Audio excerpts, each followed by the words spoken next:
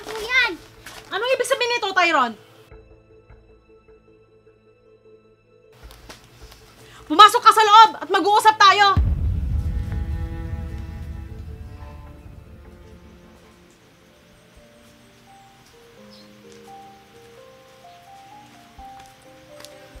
Tyron, anak.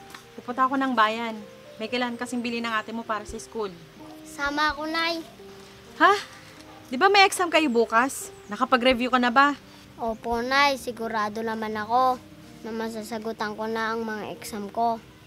Naku, siguraduhin mo lang dahil nung nakaraan munti ka nang bumagsak.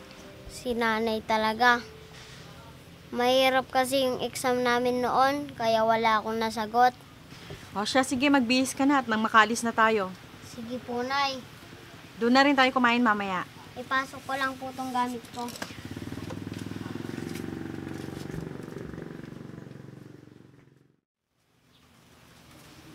Tyrone, anak. Di ba na isang araw pa yung exam nyo? Opo, Nay. Bakit po? Eh bakit hindi mo pinapakita sa akin ang resulta?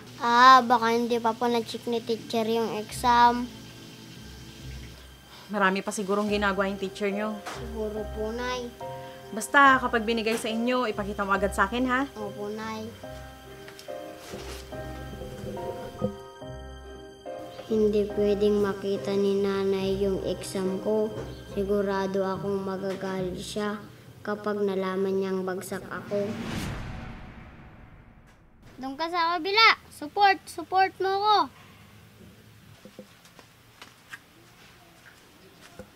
O, Tyrone. Tapos mo na ba lahat ng assignment mo? Opo, Nay.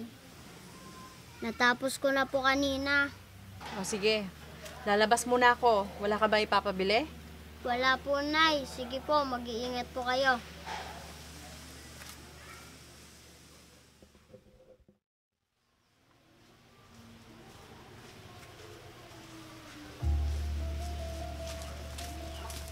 Aba, kaninang bago ako umalis, naglalaro ka na. Ngayong pagbalik ko, naglalaro ka pa rin? Hindi, Nay. Nung umalis kayo, natulog po ako.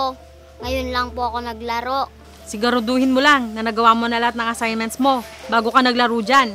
Opo, Nay. Tapos ko na po lahat gawin. Kanina pala, nakita ko yung kaklase mo. Ang sabi niya, binigay na daw yung test paper niyo kahapon pa. Baka yung iba pa lang, Nay. Wala pa po kasing binigay sa akin si teacher. O siya, sige. Magluluto na muna ako. Bili mo muna ako ng toyo sa tindahan. Nakalimutan ko pa isabay kanina. Sige po, Nay.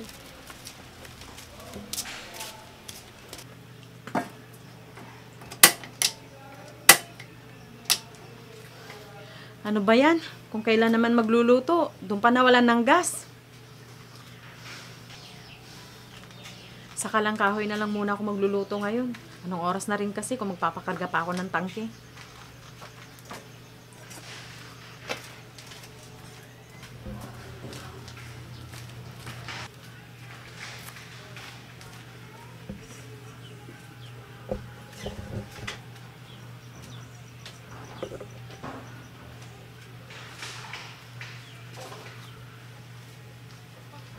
Ayun. Tamang-tama. May panglingas ako sa kahoy.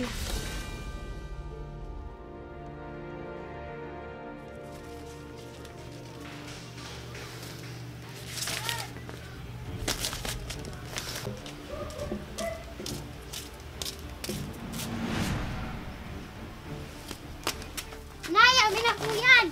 Anong ibig sabihin nito, Tyron? Pumasok ka sa loob at mag-uusap tayo!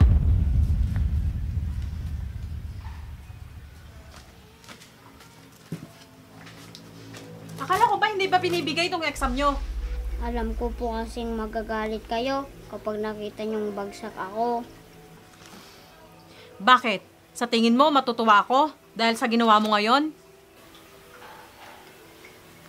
Sorry po, Nay. Natatakot po kasi ako. Kaya hindi ko po sinasabi sa inyo. Alam mo, anak, hindi naman ako nagagalit dahil dito sa exam mo. Nagagalit ako dahil nagsinungaling ka sa akin. Ang bata mo pa. Sa tingin mo ba, hindi mo kalalakihan ang ganyang pag-uugali? Gusto ko lang malaman mo na hindi maganda ang magsinungaling para lang hindi ka mapagalitan. Mas matutuwa pa nga ako kung sinabi mo sa akin. Kasi, naging tapat ka. Pasensya na po, Nay. Hindi na po mauulit. Anak, hindi importante sa akin ang mataas na marka. Ang mahalaga, makapasa ka. Ayos na sa akin yun. Hindi na po talaga mauulit, Nay. Naging pabaya din po kasi ako. Dahil mas inuna ko pa ang paglalaro kaysa sa pag-aaral. May tamang oras sa paglalaro, anak. Bigyan mo kasi ng halaga ang pag-aaral mo. Opo, Nay. Pangako, hindi na po mauulit.